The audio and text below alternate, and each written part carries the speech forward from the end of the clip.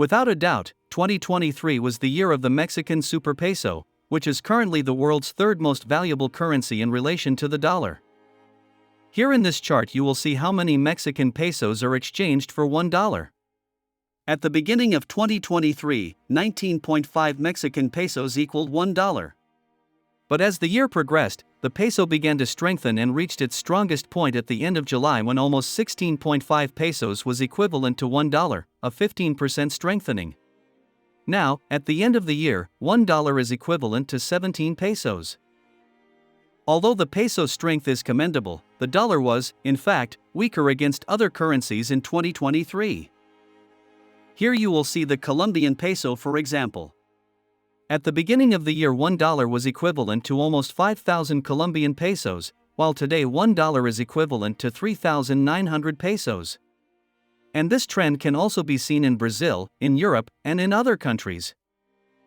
However, as 2024 approaches, Mexico will experience a number of significant political and economic shifts. Mexico will have new Congress and presidential elections in the middle of the year. Furthermore, there is a tendency known as nearshoring, in which American businesses relocate their factories from China to other nations, such as Mexico. Lastly, a number of economic changes being implemented by President AMLO may have an impact on international investors' trust in Mexico. Furthermore, the elections in the United States, which purchases over 80% of Mexican goods, will have an impact on ties between the two countries. Thus, the crucial question that now needs to be answered is, what will be the impact on the Mexican economy in 2024, and will the peso continue to appreciate versus the US dollar? We will provide a solution to this query and project the future course of the Mexican economy and peso in this video.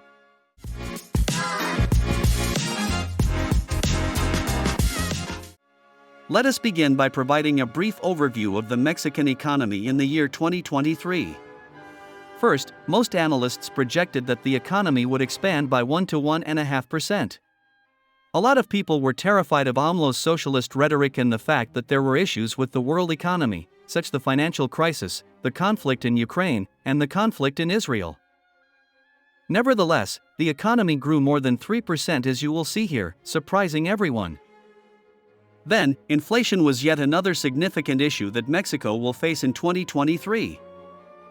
Here you will see inflation in Mexico, which peaked at the end of 2022, reaching almost 9%. However, as you will see here, inflation has been decelerating, reaching around 4%, which is a real achievement.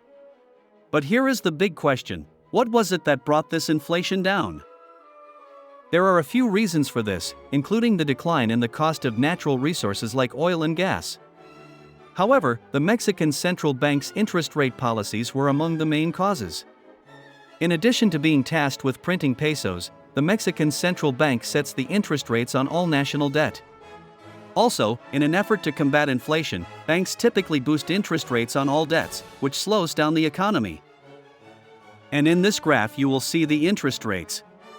As you will see, since the year 2021 the central bank raised the interests from 4% to more than 11% that we see today. That means that all debts in Mexico are much more expensive, which reduces consumption in the economy. However, the interest that the Mexican government pays on its debt with the renowned seats is likewise impacted by these interest rates. Additionally, a lot of foreign investors were drawn to the concept of investing in seats because of the high interest rates, which helped the Mexican peso rise. Herein is the great conundrum, though. With such high interest rates, everyone believed that the economy would not grow. But the Mexican economy came to surprise everyone. Now, looking ahead to 2024, economic growth is expected to be below 3% thanks to the economic slowdown in the US and the world. And this is where the crucial query arises. Why, therefore, did the Mexican economy expand so rapidly in 2023? Well, one of the reasons is because of foreign investments, which soared to a record high because of nearshoring during AMLO's presidency. For those who are unaware, nearshoring is an initiative by American businesses and the government to move manufacturing from their plants near to their borders. Therefore, this has brought record investments to Mexico, as you will see in this graph. Never in Mexico's history has so much foreign capital flowed into Mexico. But here's the big detail. There are two distinct categories of foreign investments in a nation. Investments in government seats or shares of the Mexican Stock Exchange are among the most speculative types. Productive investments, on the other hand, are made in industries. Put another way, through investing in the industry, investors purchase the cement, iron, polymers, and other materials needed to construct their facilities. These investments, as opposed to speculative ones, provide wealth and jobs for the nation that will be felt for many years to come. This is great news for Mexico, and given the difficult geopolitical relations between the US and China, it is anticipated that these investments will continue through 2024. Here's an extremely crucial detail, though. A number of reforms that AMLO is likely to implement might incite mistrust among these international investors. As you may be aware, Morena, the political party of President AMLO, holds socialist principles. They think that in order to help the poorest people and level the playing field, the government should get involved in the economy. For despite his lengthy tenure in administration, AMLO has not, as many had anticipated, brought forward true Marxist economic policies. However, it is anticipated that this will start to change as we approach 2024. If you are enjoying this video and want to be aware of new videos, subscribe to this channel and turn on notifications. In 2024, AMLO will implement a series of laws to get rid of agencies such as INAI, which is the Institute for Access to Public Information, which is mostly used by the media. He also seeks to eliminate the Federal Communications Institute, the Federal Telecommunications Competition Commission, the Energy Regulatory Commission, and also the Federal Telecommunications Commission, Energy Regulatory Commission, and also the Federal Economic Competition Commission. These groups act as middlemen between the government and private businesses, facilitating the creation of growth-promoting economic policies. AMLO runs the risk of frightening away foreign investors and nearshoring by getting rid of these. The airline Mexicana de Aviación is a prime illustration of this. This company was revitalized by President AMLO, who claimed that it was a victory over privatization.